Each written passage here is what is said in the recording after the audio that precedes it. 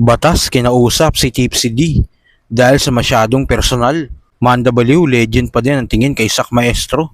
O Sarugami at Oxmag nagbigay ng reaksyon sa mga sinabi ni M-Site at Looney. Alamin natin ang mga yan, so tara.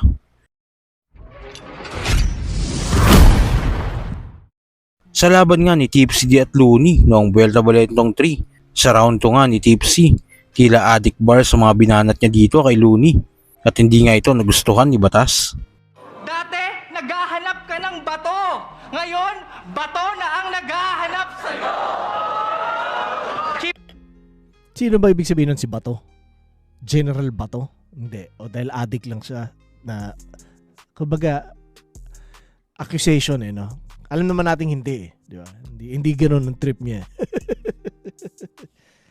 Yan yung kanya ko naalala Yan yung pinag-usapan namin ni Tipsy after. Parang yung tungkol dyan na parang, yo! Di ba? Parang tama na. Pater, yung iba nasa flip top! Pangit ng hirit kasi na gano'n di ba? Parang, yo! Kumbaga, irresponsible at hindi talaga pinag-isipan na, di ba? Pero okay na yun, tapos na yun. Kumbaga, na-realize na ni Tipsy rin yun sigurado. Alam nyo naman kung anong sinasapit ng mga addict na nanlalaban! Tulad ng sinapit mo doon sa may foreign Bata pa si Tipsy dito. Yan. Yun na lang, i-charge mo na lang sa immaturity kung bakit nung ka-reckless yung mga sinasabi dito. Diba? Lalo na sa kainitan ng panahon na yan na syempre, diba? Parang gano'n Sa kabilang balita naman, in-upload na nga kagabi ang labang Sak Maestro vs Manda Baliw. Classic Sak ang lumabas ng round 1. Yung fake choke niya at yung freestyle niya sa gitna, ibang klase yun. Kay kamatayan. Kaya, gusto mo ng pisikalan? Pisikalan? Gusto mo ng pisikalan? Mag-snap na tila camera. When I snap your fucking neck, ikay balit paralisa. Akalang di kinabisa? Pagkatahimik lang sila?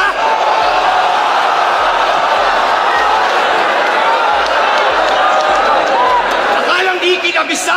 Pagkatahimik lang sila? Ganun si Sak kapal ng choke, makapigil hininga. Sige na freestyle? Freestyle o mag-choke, wag na ako asahan. I-choke na parang hangman. Mag-choke na ako kung pangalan ko ay Raffian.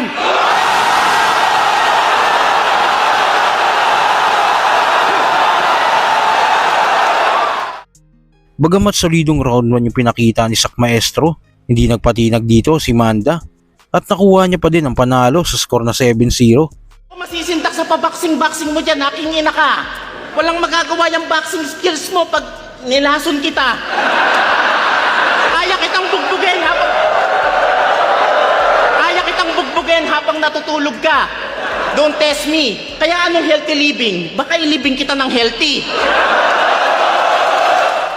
Boto ng Urado, 7-0, advancing sa buhay semifinals. Magkakain tayo lahat para ay Manda Baliw. Kanina lang, nag-post si Manda Baliw sa kanyang FB page at sinabing legend pa din ang tingin niya kay Sak sa kabila ng natalo niya ito. At sa huling balita, bumilib nga si Looney at M-Site sa pinakitang performance si Sarugami at Oxmag. Off the audacity pa lang, masasabi ko na putang ina, pang battle rap to si Sarugami. Yung kung paano niya, alam mo yun, sinasabi rin yung ano niya, yung apog niya, yung alam mo yun, paano niya pinipresenta yung... Pansin ko rin sa itong generation na to ng mga battle rapper. Pagpasok nila ng flip top, may persona na agad sila eh. Hindi katulad dati na parang mangangapa ka patay ka, ano ba? Ano ba? Katunog muna ni ganito, tapos biglang magtatransform. Sila meron na agad eh. Ayun yung isa sa mga sinasabi ko kanina na ang ganda rin ng bagay na sobrang dami ng underground na battle league. Doon pa lang na ano na nila, na-figure out na nila na eto pala ako. Kupal ako. May mga ganun. So pagdating nila dyan, medyo ano na, Medyo may sarili na talaga. Natimpla na nila ng konti. Tsaka yung ano siya, yung dating niya na parang full package na yung look, yun, naka-afro siya, di ba?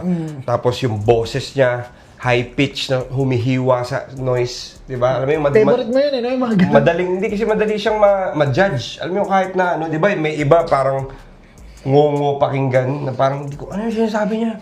Minsan may mga ganun na, yung kay ano talagang, naririnig mo yung ano, kahit na passively mo siya pinapakinggan, naririnig mo yung, kumbaga, pag nakikita mo yung waves nung ano niya, matatalas. Alam mo yun, parang, Umaabot dun sa peak nung ano, parang may pag ganun. Tapos, so kahit na may mga sigawan, may mga ano, parang kalma, sino ba yung mga ganun yung boss? Si J. King. madalas may sinasabi kay JD. J. King, di ba? Parang humihiwa siya sa ano.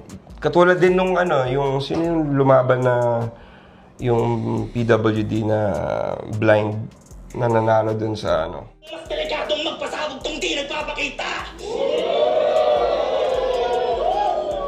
Kaya kung tingin mo, ako'y malilipit mo sa ganito, hindi ako pwedeng magkalatkid, mapapanood to ng anak ko!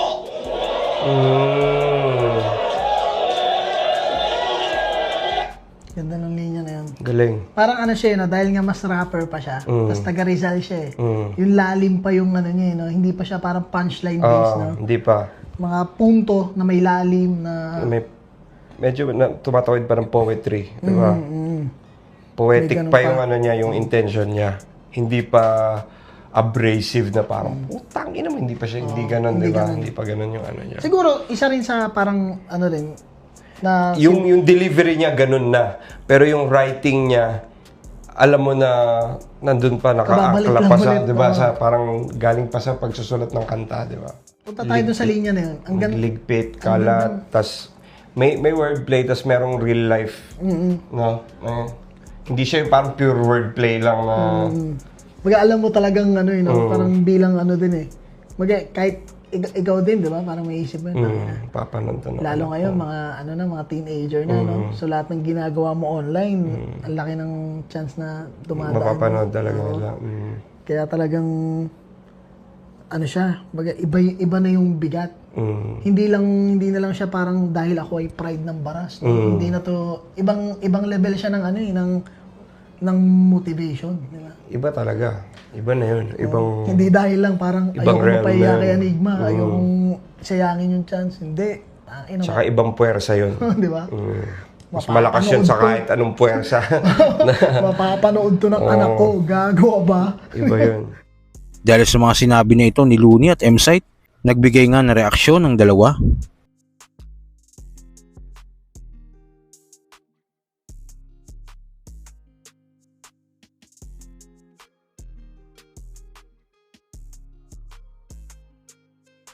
So kayo ba mga kuys, ano masasabi nyo sa mga payag na ito ni M-Site at Looney sa naging laban ni Osarogami at Oxmag? At tingin nyo, may pag-asa kayong manalo si Mandabalu kay Poison 13? Kung ano man ang saloobin mo, comment mo lang sa baba na mapag-usapan natin yan. So yun lang. God bless.